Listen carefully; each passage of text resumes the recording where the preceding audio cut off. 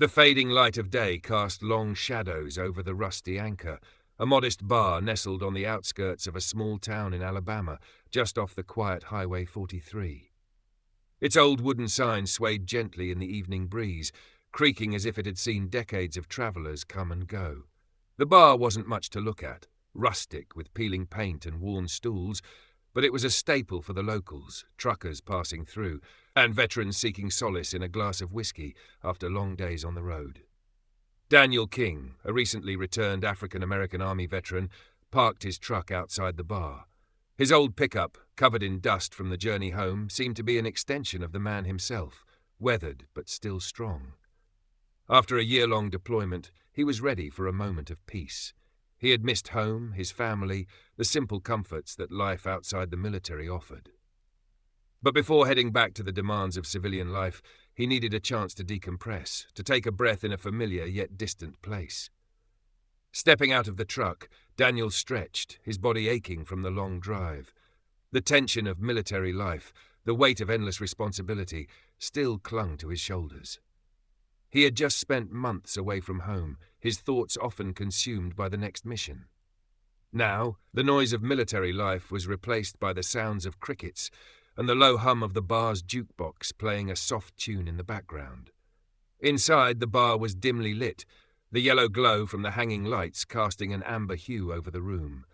The scent of fried food and old wood mixed in the air as Daniel walked past the few scattered patrons.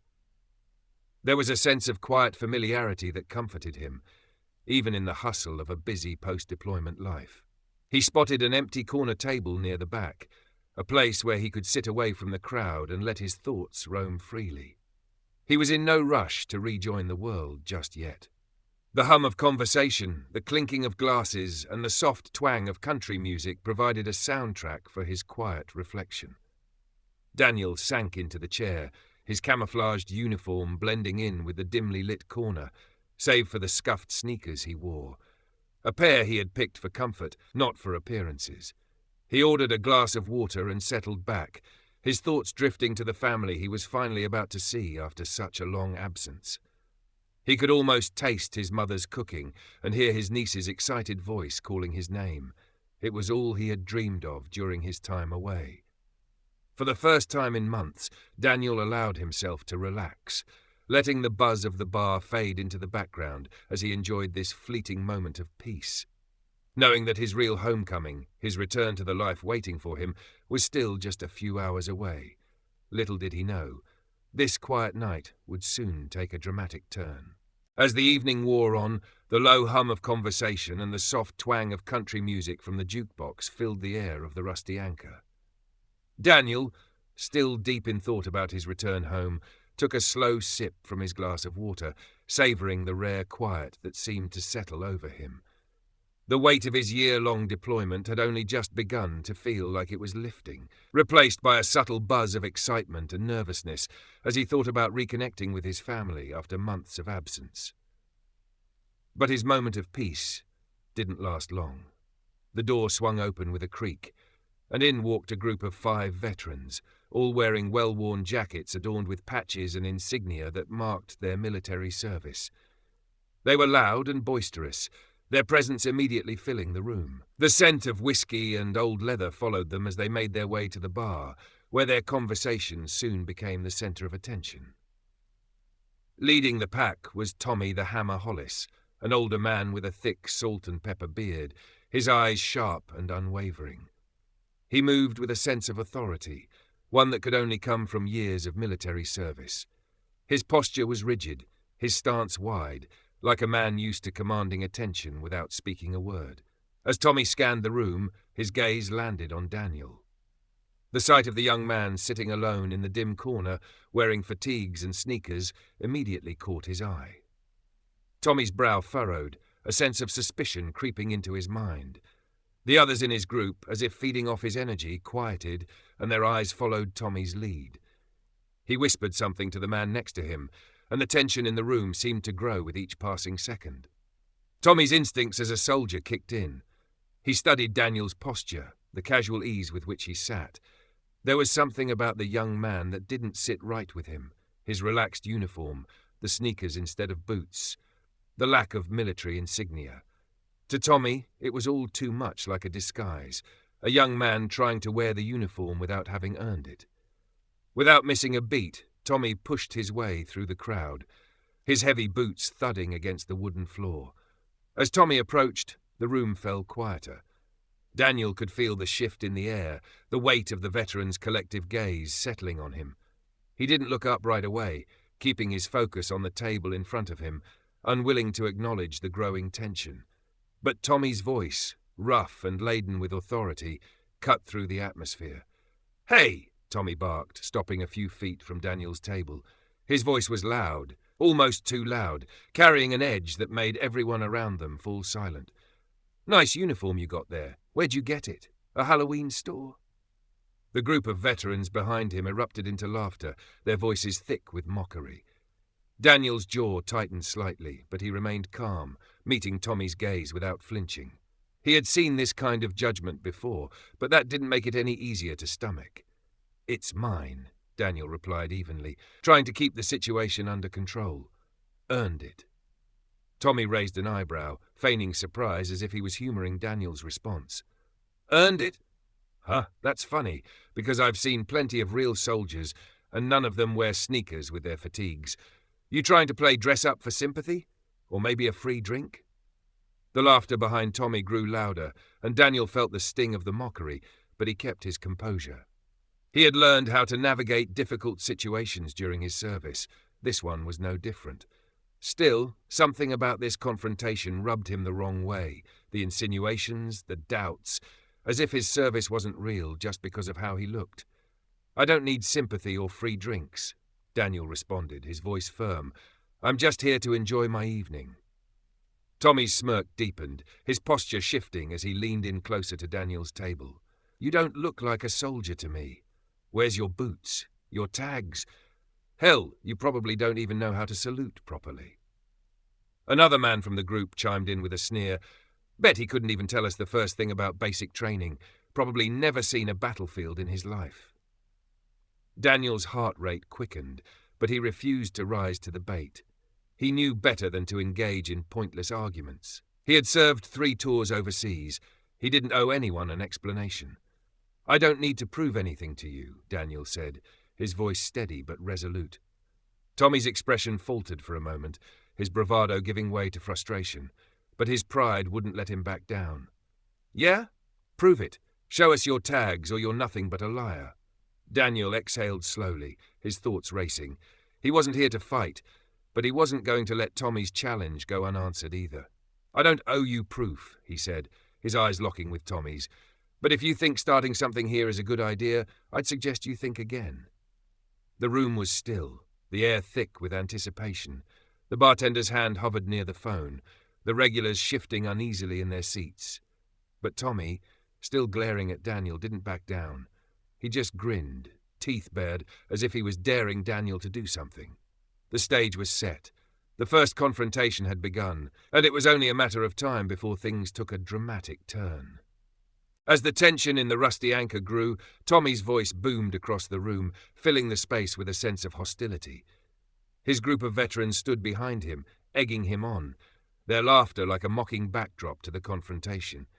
Tommy wasn't backing down. His suspicion had turned to ridicule, and his words were cutting deeper with each passing moment. "So, what is it, soldier? You going to show us your military tags or what?" Tommy barked, his tone now aggressive, eyes narrowing as he looked down at Daniel. "I don't see any proper boots, no name tags, just sneakers. What kind of soldier are you? Don't you think you should look the part if you're going to play the hero?" The group behind Tommy laughed, their voices thick with disdain. Daniel felt the weight of their stares, but he refused to let it rattle him. He had been in worse situations before, facing real threats on foreign soil. This wasn't the battlefield. It was a bar full of men trying to assert their dominance. Daniel kept his voice calm but firm, refusing to be baited. "I don't need to prove anything to you," he said, his gaze unwavering. "I've served. I don't need to show you my tags to earn your respect." Tommy's expression darkened. He wasn't used to being defied, especially not in front of his group. His chest puffed out as he leaned closer, his voice laced with venom. "Oh, I think you do. Prove it. Show us your military tags, or else you're just a liar in a cheap costume. What's the matter, soldier? You scared? The other veterans, now fully invested in the confrontation, sneered and muttered amongst themselves. Their taunts grew louder, echoing off the walls of the bar, each word pushing Daniel closer to his breaking point, but he refused to rise to the occasion.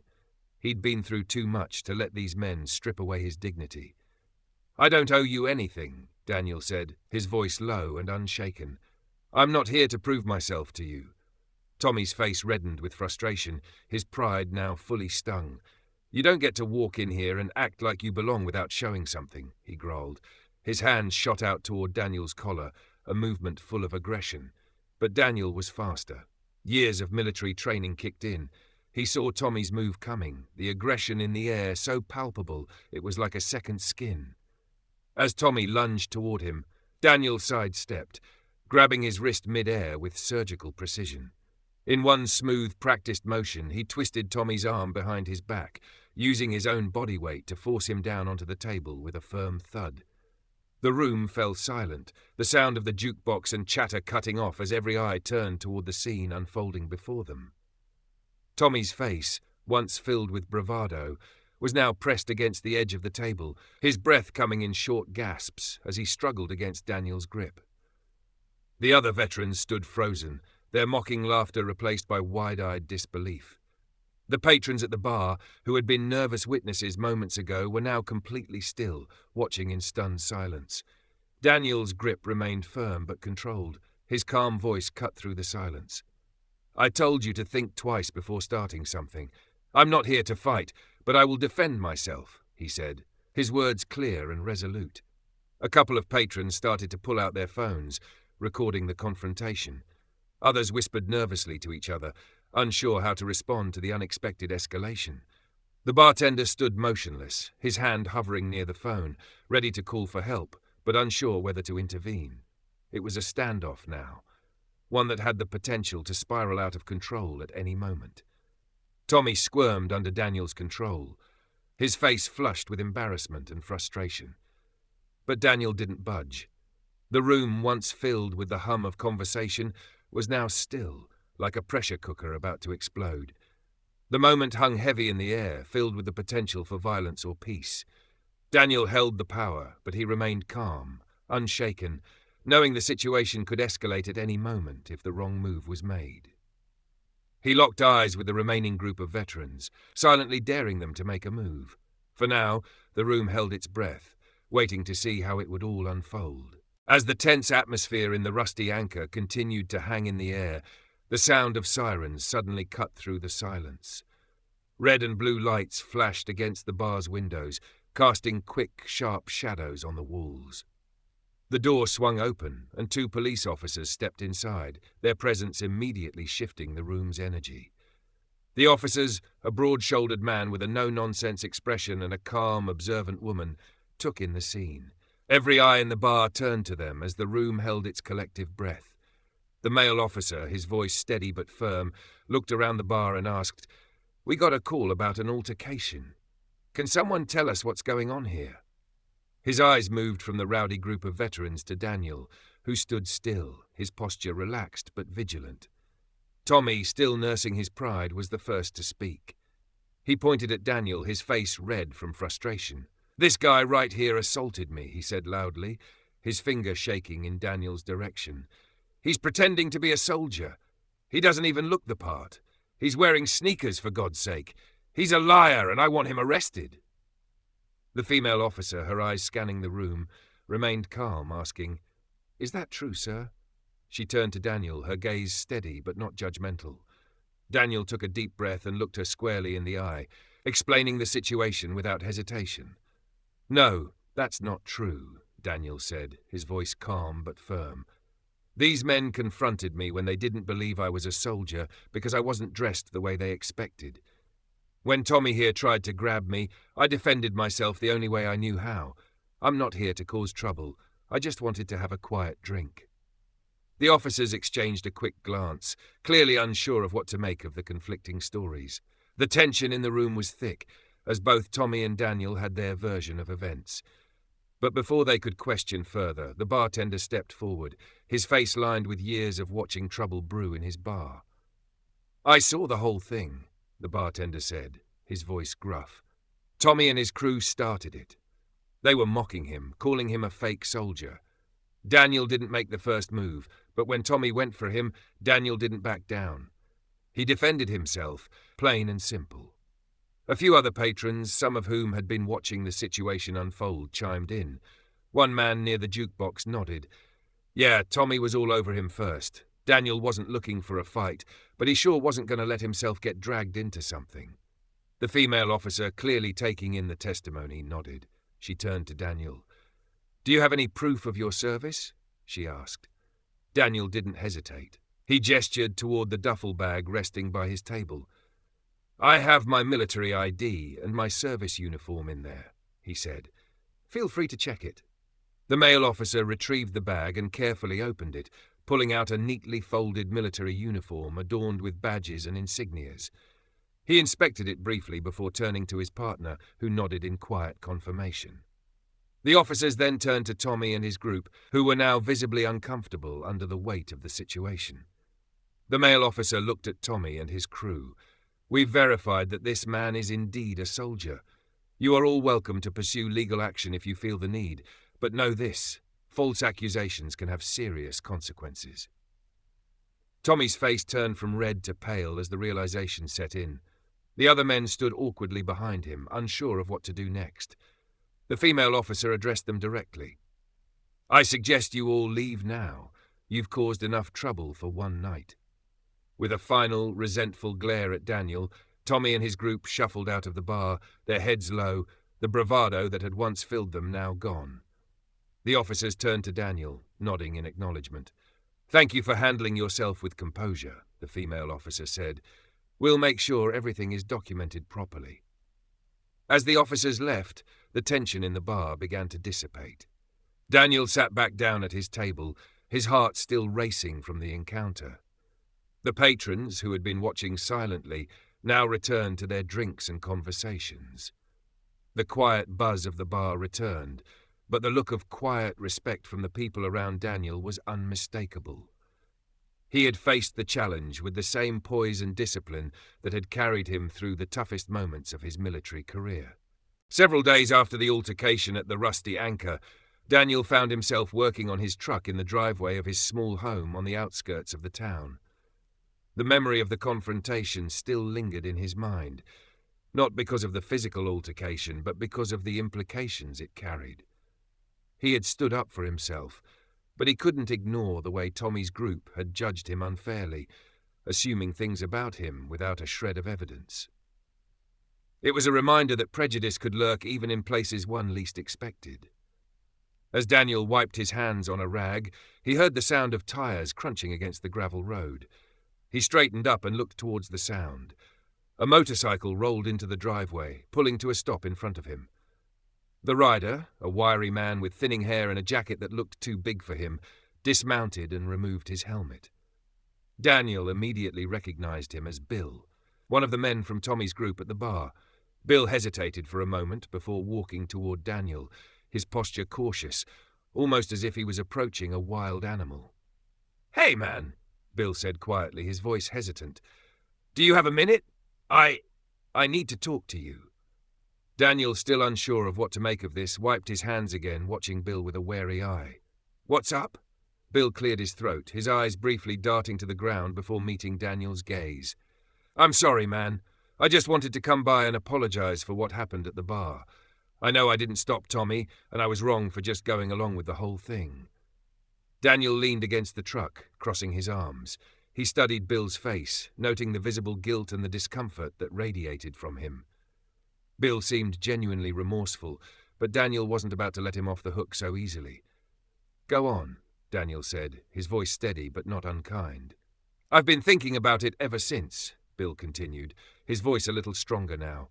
"Seeing how you handled yourself, the way you didn't lose your cool, it made me realize how wrong we were. Tommy and the others, we were all just caught up in some stupid macho thing. I never should have let it go that far." Daniel didn't interrupt as Bill continued, his words coming out in a rush. Bill's apology seemed sincere, but Daniel was aware of the weight behind the words. An apology was just that, words. The real work would come after. "I get it," Daniel said finally, his voice calm but carrying a weight of its own. "I appreciate you coming here. It's not easy to admit when you're wrong, and I respect you for that. But let's be clear, an apology doesn't erase the past. The damage has been done, and that's something we all have to live with." Bill's face flushed with regret, but he nodded in understanding. "I know, and I'm not asking you to forget it, but I want to be better. I want to stop standing by and watching stuff like that happen. I don't want to be part of the hate, you know?" Daniel looked at Bill for a long moment. The sincerity in Bill's eyes was evident, and Daniel could see that the man was truly trying to make amends. "That's all anyone can do, Bill. You can't undo the past, but you can change your future, and it starts with taking responsibility. I'm glad you're doing that." Bill exhaled a breath he didn't realize he was holding, relief washing over him. "Thanks, man. I really appreciate it. I'll work on being better, I promise." Daniel gave him a small nod. "I'll take your word for it. Just remember, it's not enough to just apologize. You've got to live it every day." Bill hesitated for a moment, then extended his hand. Daniel shook it, feeling the quiet weight of the gesture. Bill's words, though simple, were a meaningful start to a path that neither of them had expected that night at the bar. Bill had taken the first step toward understanding, and that, for Daniel, was a small but important victory in the larger battle for progress and respect. As Bill mounted his motorcycle and drove away, Daniel watched him go. For the first time in days, the weight of the incident seemed to lift from his shoulders, if only just a little. It wasn't much, but it was something, a glimmer of hope that despite the pain and prejudice, change was still possible. The incident at the Rusty Anchor quickly spread throughout the community, sparking discussions that Daniel hadn't expected. What had started as a personal confrontation soon became a symbol of the larger issues that still plagued many towns like his, issues of prejudice, misunderstanding, and the way people, especially veterans, were often unfairly judged. Word of the altercation between Daniel and Tommy's group spread quickly, and soon it wasn't just about a man standing up for himself. It was about confronting the biases and prejudices that still lingered in everyday life. In the days that followed, Daniel noticed the whispers and murmurs in town. People who had never spoken to him before began to approach him with words of encouragement. Some had heard about the confrontation, while others had witnessed it themselves. The small community, which had been quiet and seemingly untouched by larger social issues, began to open up about the realities of prejudice. There were conversations about veterans returning home and how their service was often met with skepticism or disregard, despite the sacrifices they had made. At first, Daniel wasn't sure how he felt about the attention. He didn't want to be a symbol, didn't want his personal experience to be dissected by the entire town. But as he listened to people speak, he realized that the incident had touched a nerve. It wasn't just about him, it was about the larger struggle for understanding, for recognizing the humanity in others, no matter their background or appearance. The prejudice he had faced wasn't just limited to him. Many veterans, especially those returning from deployment, had stories of similar judgments, of not being welcomed back in the way they deserved. It was then that Daniel decided to use the platform, however small, that the incident had given him. He began attending community meetings and speaking at local schools about the importance of understanding the struggles that veterans face upon returning home. He shared his experience, but more importantly, he spoke about the lessons he had learned from it, the importance of challenging hate, the necessity of standing up for what's right, and the power of listening. He wasn't just telling people to do better, he was encouraging them to actively engage with one another, to break down the barriers that divided them, and to work toward a more inclusive community. At a local high school, Daniel was invited to speak during an assembly about the difficulties veterans face when transitioning back to civilian life. As he spoke to the students, sharing stories of his time in the military and the challenges of coming home, he noticed the genuine interest in their eyes. Afterward, a group of students came up to him, asking how they could help support veterans in their community. It was a small thing, but to Daniel, it felt like a victory. The ripple effects of his experience were starting to manifest in real change. Daniel didn't stop there. He continued to speak out at local events and gatherings, urging the community to address prejudice head-on and to challenge their assumptions about others.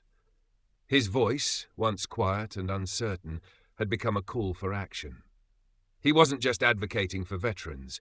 He was advocating for understanding, for empathy, and for the recognition that everyone has a story worth hearing. The impact of his advocacy began to show in the small, everyday moments of kindness and understanding that spread through the community. People were starting to ask themselves harder questions about their own biases, and though change was slow, it was undeniable. Through his courage and willingness to stand up in the face of adversity, Daniel had sparked a larger conversation that reached beyond the confines of the Rusty Anchor and echoed through the town in ways he had never imagined. As Daniel sat quietly in his small home on the outskirts of town, reflecting on the events of the past few weeks, a deep sense of hope began to take root.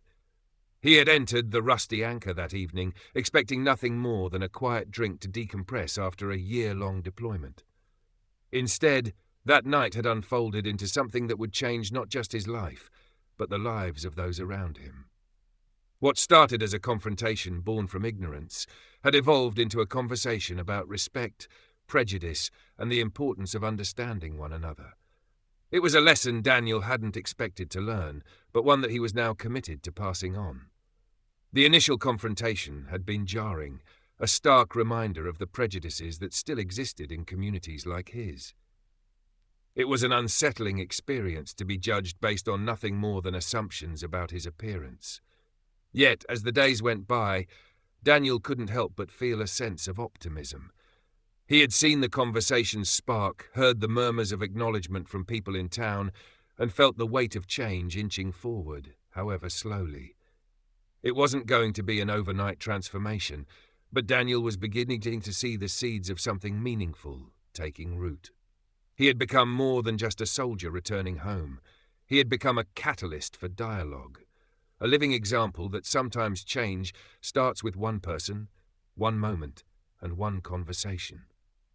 What struck Daniel most was the way his story had been shared, not as a tale of a lone hero standing against ignorance, but as a collective call for understanding. As he spoke at town meetings and school assemblies, he realized that he wasn't just fighting for himself. He was fighting for every veteran who had been doubted, for every person who had been judged before their time, and for every individual who had been made to feel like they didn't belong. It was about more than just proving he had served. It was about challenging a mindset that saw people as one-dimensional stereotypes, rather than as human beings with unique stories and experiences. Despite the progress, Daniel knew the battle wasn't over. He had felt the sting of prejudice firsthand, and it was a reminder that there were many more battles to be fought, not just in far-off places, but in his own backyard. The encounter at the bar had revealed something painful but undeniable. Prejudice wasn't just a relic of the past. It was still very much alive, seeping into the everyday lives of people who thought themselves free from bias. It was a sobering realization, but one that fueled his commitment to continue the fight. For Daniel, real change came not from grand gestures or sweeping movements, but from the small, everyday acts of standing up, whether for yourself or for others. He believed that change happened when individuals spoke out, when they chose to challenge the status quo, and when they refused to remain silent in the face of injustice. It wasn't just about fighting back against hate. It was about fostering an environment where understanding could flourish, where differences could be discussed openly, and where respect could be earned through action, not assumptions. And so, as Daniel continued his work in the community, he knew that each conversation, each shared story, and each lesson learned was a step forward. While the road ahead would undoubtedly be long and filled with challenges, Daniel felt confident that, with perseverance, society could move toward a future built on mutual respect and understanding. He wasn't naive. He knew that change wouldn't happen overnight. But he also knew that if enough people were willing to stand up, speak out, and listen, the world would eventually become a more just place. For now, that was enough to keep going, to continue pushing forward, knowing that every small act of courage could eventually lead to the larger change they all hoped for. Daniel's experience serves as a powerful reminder that prejudice still lingers in society, often hidden behind assumptions and judgments based on appearance. In our everyday lives, we can relate to Daniel's struggle with being unfairly scrutinized and misjudged. Whether it's in the workplace, at school, or in social settings, people are often labeled based on preconceived notions, leading to discrimination. Daniel's calm response to the situation teaches us the importance of staying composed and confronting ignorance with dignity. Rather than reacting with anger, he chose to educate and assert his truth. This serves as a lesson that standing up for ourselves while maintaining respect for others can create positive change. The story also highlights the importance of community support.